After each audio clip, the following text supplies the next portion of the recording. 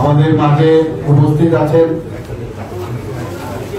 ত্রিপুরা প্রদেশ বিজেপির মাননীয় সভাপতি শ্রী রাজীব ভট্টাচার্য মহোদয় এবং আমাদের প্রাক্তন মুখ্যমন্ত্রী এবং বর্তমান মেম্বার অফ পার্লামেন্ট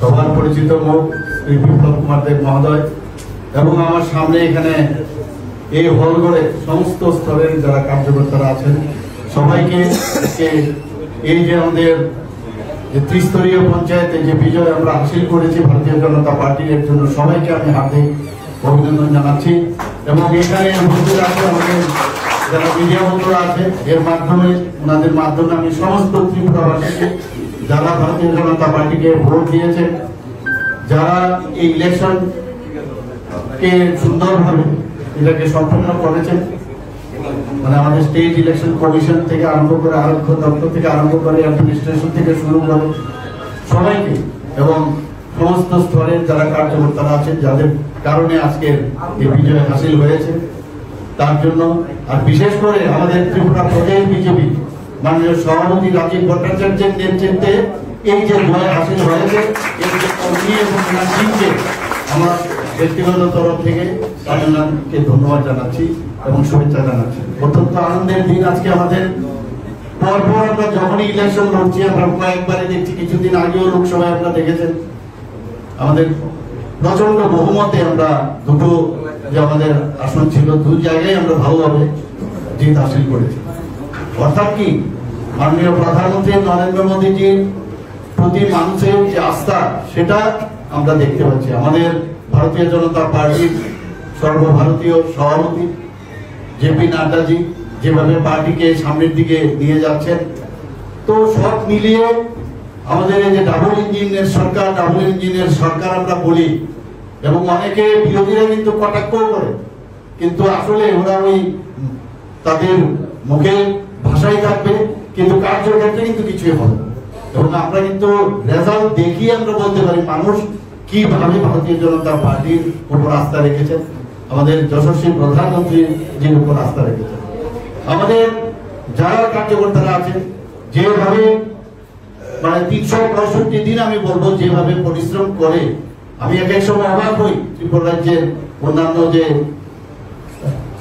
আমাদের পলিটিক্যাল পার্টি আছে তারা কোথায় আছে আর আমাদের যেভাবে আমরা পরিচালিত হই যেভাবে আমরা কাজ করি মানুষের জন্য বিভিন্ন সময়ে বিভিন্ন কাজ দেওয়া হয় অর্থাৎ কাজের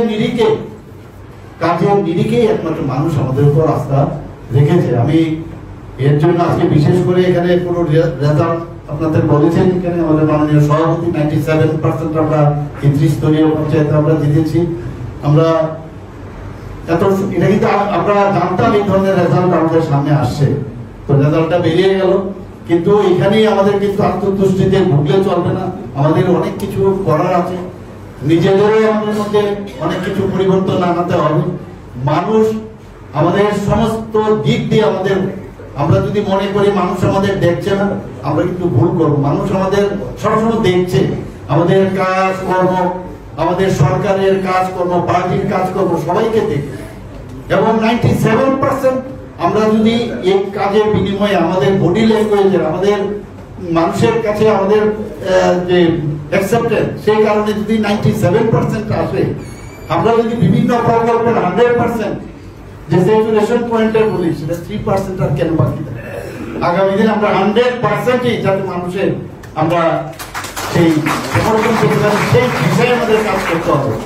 বসে থাকলে হয় না জিতে গেছি সামনে আবার ইলেকশন বিসির ইলেকশন আছে আবার 2.5 বছর পরে আবার আমাদের সমস্ত মিউনিসিপ্যালিটির ইলেকশন আছে তারপরে এগুলো পেরিয়ে চলবে। যদিও মাননীয় প্রধানমন্ত্রী যে একবার ইচ্ছা প্রকাশ করেছিলেন যে ওয়ান নেশন ওয়ান ইলেকশন যদি সেটা হয় আমাদের জন্য সুবিধা কারণ কাজে খুব অসুবিধা হয় এবং যে প্রধানমন্ত্রী যা বলেন তাও করেন আমরা আশায় আছি যদি সেটা হয় তাহলে কাজের মধ্যে আরো ত্বরান্বিত হবে কাজ আরো সহজ সরল ভাবেই খুব মানে ইজ অফ ডুইং এর যেটা আমরা বলি অনেক সুবিধা হবে কাজ করতে।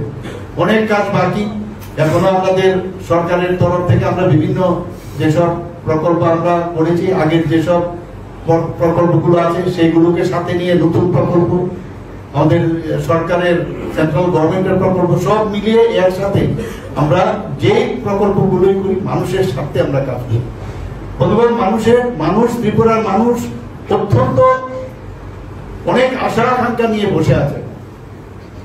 সর্বপ্রথম যেটা আইন শৃঙ্খলা, আমাদের ল অ্যান্ড অর্ডার যদি ঠিক থাকে, বিরোধীরা ইচ্ছে করে বিভিন্ন জায়গায় আপনারা দেখেছেন লোকই পাচ্ছে না, এজেন্ট দিতে পারে না, নমিনেশন দেওয়ার লোক পায় না, অথচ কয়েক জায়গার মধ্যে, তারপরেও দেখুন অনেক জায়গার মধ্যে এখানে ওরা যেভাবে ইলেকশন লড়েছে, তারপরেও এমন ভাবে সিন ক্রিয়েট করে যাতে এই মিডিয়ার মাধ্যমে একটা সমস্ত ভারতবর্ষের মধ্যে একটা অ্যাট্রাকশন হয় যে এখানে এরকম হচ্ছে সেই রকম হচ্ছে, কিন্তু আসলে তো সেটা সেরকম না, একটা কনফিউজ করার চেষ্টা করবে।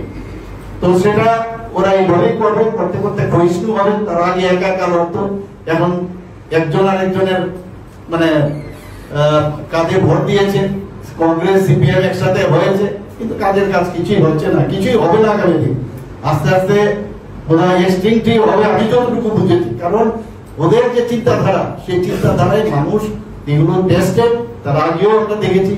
কাজে ওদের থেকে সরে একমাত্র রাষ্ট্রবাদীর যে সরকার, রাষ্ট্রবাদীর যে আমাদের নেতৃত্বাধীন সরকার, এবং আমরা এখন বিশেষ করে যেটা জোর দিয়েছি আমাদের জাতি জনজাতি বা অন্যান্য যারা বিভিন্ন ধরনের আমাদের সম্প্রদায়ের লোক আছে, তাদেরকে মিলে ইউনিটি ইন ডাইভার্সিটির যে ডাইরেকশন আমাদের মাথার মধ্যে দেওয়া হয়েছে, সেই দিশায় আমরা যাতে আগামী দিন চলতে পারি, সেই দিকে আমাদের নজর রাখতে হবে। বহু কাজ বাকি আছে। আপনারা জানেন যে আমাদের ঈর্ষার কারণ হয়ে দাঁড়িয়েছে এখন।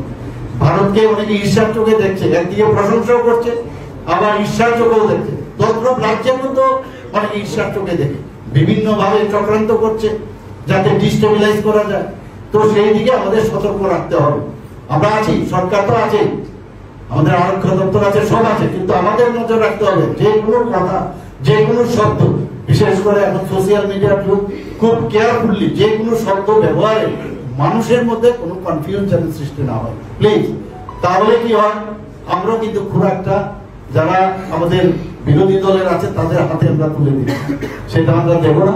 কারণ আমাদের পার্টি, আমরা সবসময় বলি পার্টি উইথ ডিফারেন্স, সেটা আমরা আগামী দিন আমরা আরো বেশি করে, যে 3% আমি বললাম, সেই 3% আমরা আগামী দিন ফুলফিল করবো। সবাইকে অসংখ্য ধন্যবাদ।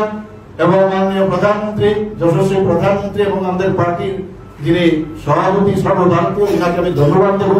আমি ধন্যবাদ দেবো আমাদের ত্রিপুরা প্রদেশ বিজেপির মাননীয় সভাপতি, প্রচন্ড পরিশ্রম করেছেন। আমি ওনাকে বারবার বলেছিলাম যে কোথাও আমার যেতে হবে কিনা, উনি বলছেন না না আমরা যাচ্ছি। আমাদের এবং আরেকটা উনার নির্দেশে যে কমিটি করা হয়েছিল, এই কমিটির যারা আমাদের এমএলএরা ছিলেন, জনপ্রতিনিধিরা ছিলেন, বা অন্যান্য যে যাদের নেতৃত্বে এই ইলেকশনটা লড়েছে, আমি উনাদেরকেও আমি ধন্যবাদ দেব, উনাদেরকেও আমি মানে শুভেচ্ছা দিব, যে উনাদের কারণেই এই যে জিত আমাদের হাসিল হয়েছে এবং সেটা সম্ভব হয়েছে। সবাইকে অসংখ্য ধন্যবাদ। নমস্কার।